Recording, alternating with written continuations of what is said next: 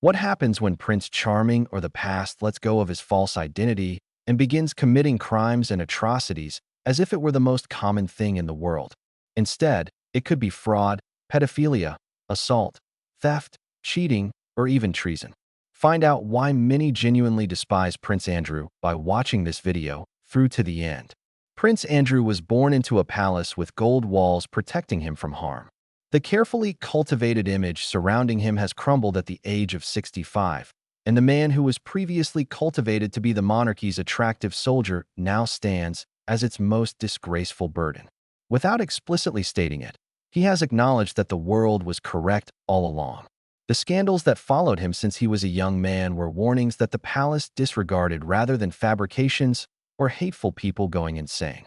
Prince Andrew was a little boy who thought regulations applied only to other people before he had boarded a plane, shook hands, or encountered controversy.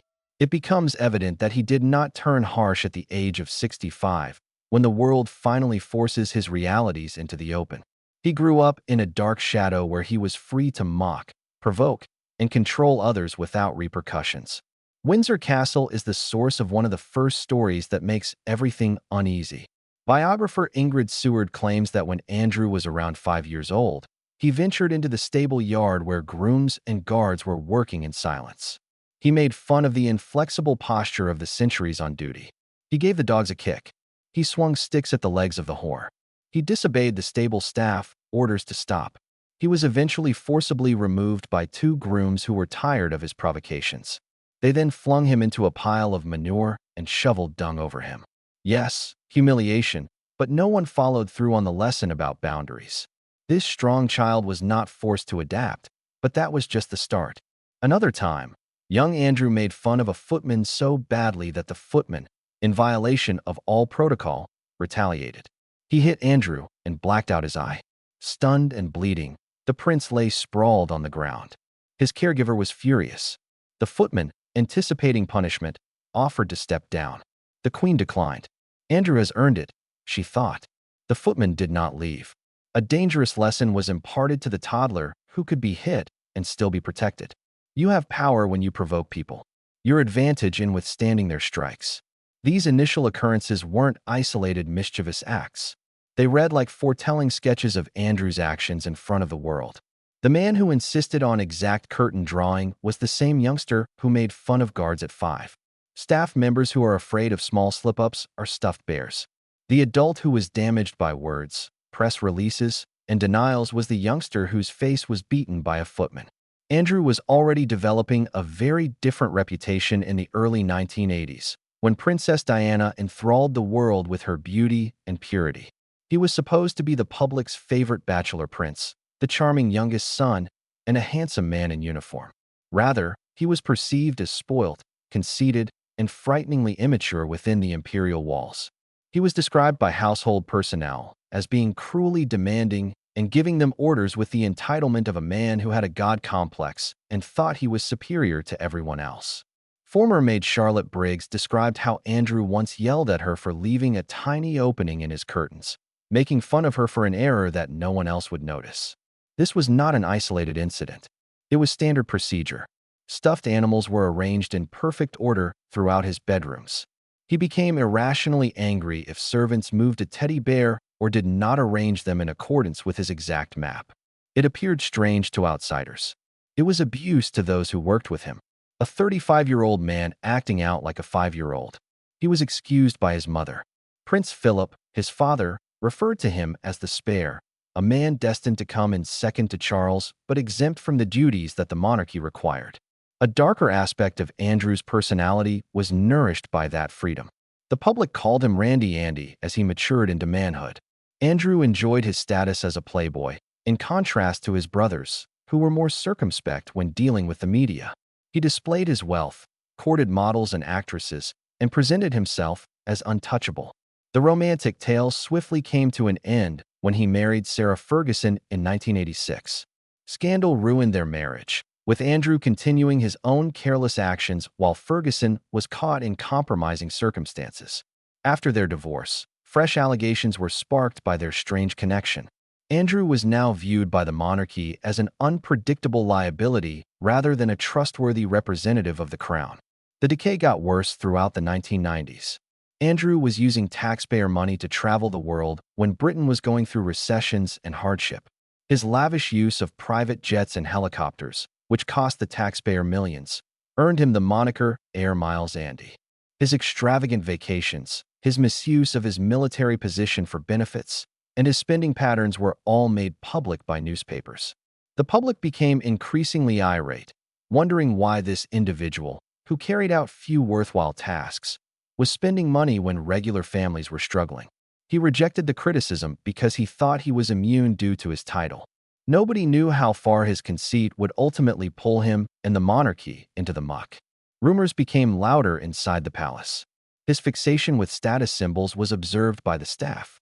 From the quantity of decorations affixed to his clothing to the women he was spotted with in dining establishments and clubs.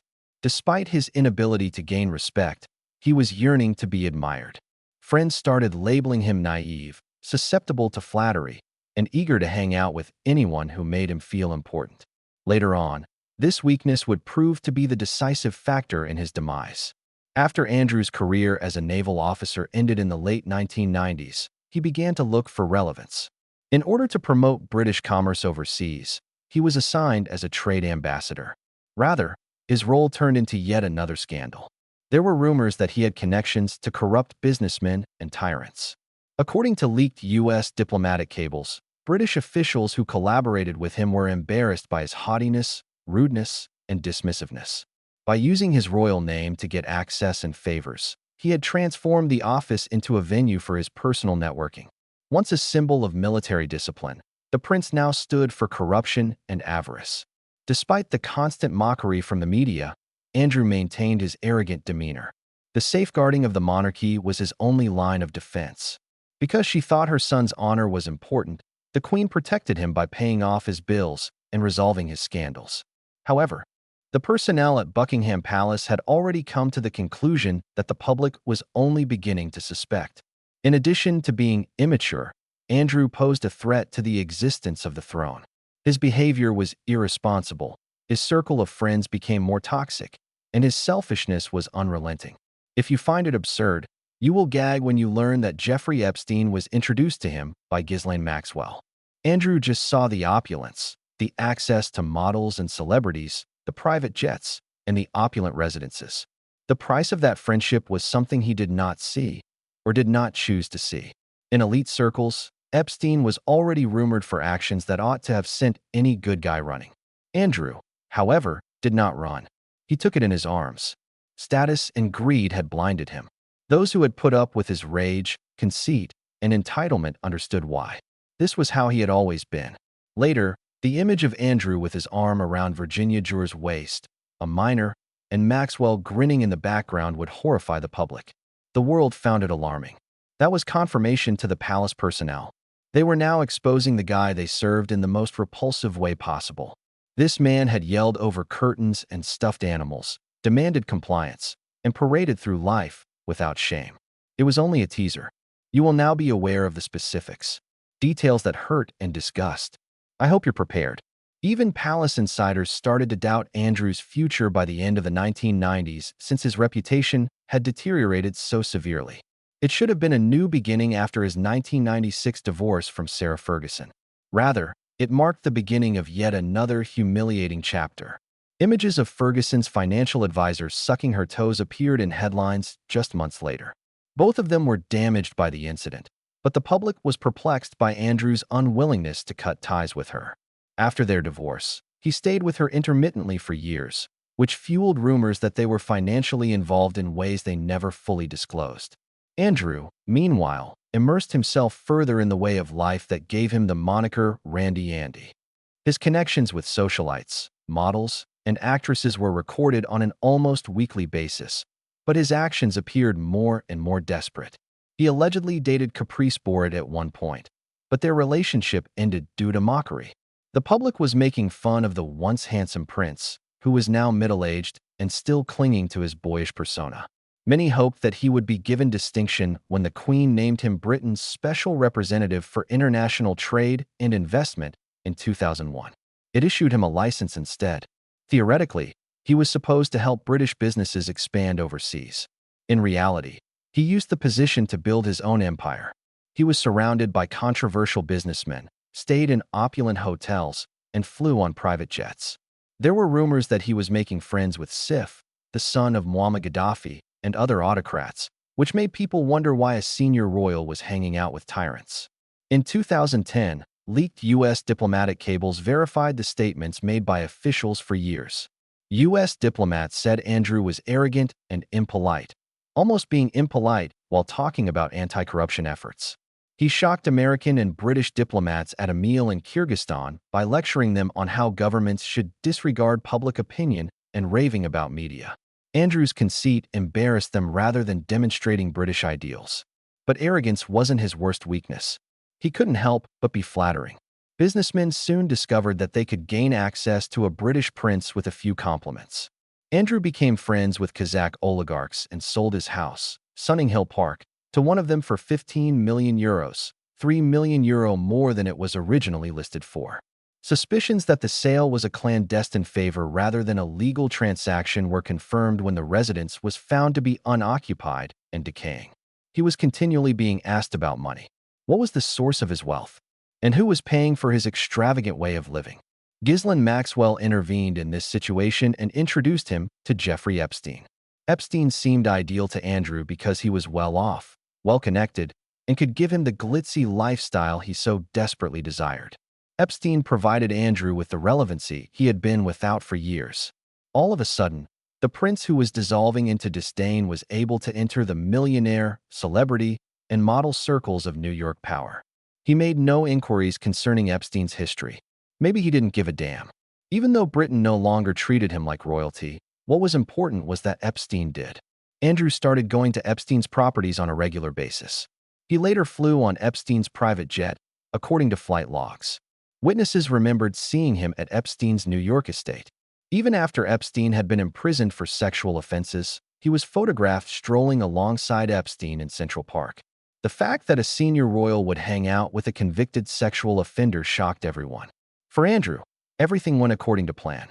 He thought his own reputation could endure any controversy, so he dismissed Epstein's actions as inconvenient hearsay. Then the picture appeared. Virginia Jew, a 17-year-old girl, said in 2001 that Epstein and Maxwell had trafficked her and coerced her into having sex with influential individuals. She mentioned Prince Andrew as one of those men. Maxwell was smiling in the backdrop of the picture, which showed him smiling in a townhouse in London with his arm wrapped around her bare waist. It was a minor, unmemorable moment for Andrew. It was damaging to the world. Everything was refuted by Andrew. Despite the photo proving otherwise, he maintained that he had no recollection of meeting her. He asserted that he had never visited Maxwell's townhouses upstairs. He said he had no motive to hang out with Jew, but his justifications sounded phony, and every denial increased the likelihood that he was lying. Despite the palace's best efforts, the tale continued to worsen. More information about Andrew and Epstein's acquaintance was discovered by journalists, including the fact that Andrew remained at Epstein's residence in New York following Epstein's imprisonment. The idea of a monarch entering the house of a man convicted of child trafficking was unimaginable to most people. For Andrew, it was just a handy place to stay. When more women opposed Epstein came forward, both press stories and court documents replicated Andrew's name. It was too late for the palace to protect him from the scandal. Once derided as a pampered, pointless playboy, the man was now associated with one of the most sinister criminal organizations of the contemporary era. His actions, which had previously been written off as haughtiness or eccentricity, were now viewed as dangerous. The tales of demanding teddy bears, yelling over drapes, and intimidating maids no longer sounded juvenile. They sounded like the characteristics of a man who had never learned boundaries, never been told no, and never faced consequences. Britain has put up with Andrew's excesses, spending, womanizing, and haughtiness for years. However, Epstein made him into a burden that the monarchy was unable to overlook. The walls of the palace could not conceal the fact that he had gone too far. And now his real demise had begun. After 2019, Prince Andrew's life was no longer typical of a senior royal. After walking at the Queen's side and moving freely in a military uniform, the so-called honorable prince was suddenly a man without a role. He lost his royal patronage. His calendar was cleared and military associations were withdrawn. However, the harm went well beyond mere appearances. Andrew was being discreetly removed from the monarchy. Even while the number of his controversies kept increasing, it wasn't just the private photo with a child that made them more sinister. He was shielded for so long by the patterns of power. According to American investigators, Epstein's network comprised aristocracy, CEOs, lawyers, and politicians. Although many were questioned, Andrew was shielded for decades by his status as the Queen's son. The fact that he was connected to Epstein was not the only discovery. The reason was that the monarchy in Britain had protected him from responsibility. According to 2020 reports, the palace exerted pressure on news networks to suppress stories for years. On a hot mic, an ABC anchor confessed that she had the story 3 years prior, but she was stopped because it involved influential people. The silence that common men accused of the same crime would never have had was to Andrew's advantage. In addition, there was the terrible interview that ultimately destroyed all he had ever valued. He made a fool of himself in the public display known as the dreadful interview in 2019. Andrew had to engage in a remarkable admission battle as a result of Virginia's accusations. Andrew stated that he had visited a Pizza Express in Woking. A girl claims that Jeffrey Epstein trafficked her that evening, so they may have sex. To elicit sympathy, he brought up dads and daughters, but his admission that he didn't perspire during that dance due to an odd medical condition was the tidbit that went viral. He claimed that the overwhelming adrenaline from the fallen's conflict had caused his sweat glands to stop working. His incapacity to perspire had evolved into a strange, self-deprecating defensive.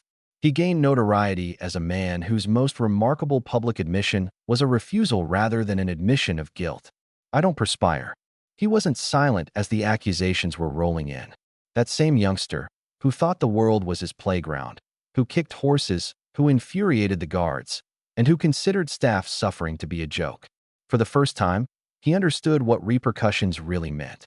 The royal palace dismissed him shortly afterward after making him make the announcement. After his disastrous interview with Emily Maitlis on BBC News Night 4 days prior, Prince Andrew declared on November 20th, 2019, that he will leave public service for the foreseeable future. He tried to defend his acquaintance with Jeffrey Epstein in the interview that aired on November 16, 2019, but it was widely criticized instead. Strong public indignation was sparked by his denial that he had ever met Virginia Jew, his assertion that he was incapable of perspiring, and his belief that remaining at Epstein's house was the morally right thing to do. Companies, colleges, and nonprofit organizations immediately started severing their connections with him. Because of the intense criticism, Andrew released a statement claiming that his relationship with Epstein had seriously disrupted the royal family's operations. He was the first senior royal to be driven into semi-retirement solely due to a public scandal, and the Queen authorized his resignation. That's not all, though. Andrew stayed out of the U.S. even after Epstein passed away in 2019 and Ghislaine Maxwell was arrested in 2020. Attempts to bring him into court were resisted by his attorneys. Before Virginia eventually filed a lawsuit against him in a New York court in 2021, he evaded being served papers on multiple occasions. For Andrew, that case was disastrous. The Queen had to pay for a portion of his settlement, which was reportedly worth up to £12 million, in order to prevent a public trial rather than as an admission of guilt. The world was still aware of what had just transpired. In order to quell allegations of sexual abuse, a prince had written a check. However, even though the settlement ended the legal battle, the shame remained. It could not have come at a worse time. The economy of Britain was in decline. Prince Harry and Meghan's departure left the monarchy reeling. Then, in 2021, Prince Philip passed away. Although he was told to avoid the spotlight, Andrew walked behind the casket at his father's funeral. He was still captured by cameras.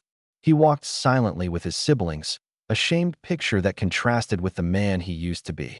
The Queen's favorite, a Falkland veteran, and a proud Navy commander. Andrew's attendance at royal ceremonies was rigorously controlled by the time Queen Elizabeth passed away in 2022. He was only given a brief reprieve at the laying in state and was not permitted to wear his military uniform for her burial procession. When he appeared, crowds jeered. Hecklers yelled, "You're a sick old man." A protester was detained by Scotland police for upsetting him. For the first time in generations, a British prince could not even go out in public without encountering overt animosity. However, another conflict was taking place behind the palace gates. The now King Charles subtly stated that Andrew would never again serve in the royal army. Andrew pleaded for reinstatement, claiming he still had a role to perform, but the response was stern, according to sources close to the monarchy that leaked. No role remained. According to reports, Andrew even thought about taking legal action to compel himself to return to public service.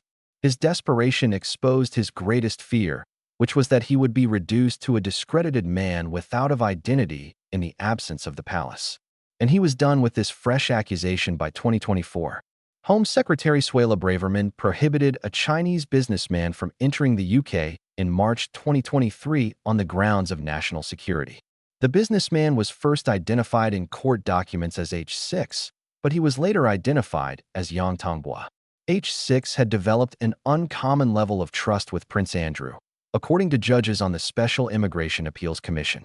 According to documents, Dominic Hampshire, Andrew's advisor, gave H6 permission to represent him in negotiations with possible Chinese investors. According to a letter from Hampshire to H6, "You sit at the very top of a tree that many people would like to be on, aside from the prince's closest internal confidants." Authorities suspect H6 is associated with the United Front Work Department, a Chinese Communist Party influence operation unit. Documents found on H6 devices showed connections to CCP officials and attempts to use his friendship with Prince Andrew for commercial or political gain. According to Prince Andrew's staff, he only met with H6 through formal channels and never talked about anything delicate after concerns were voiced.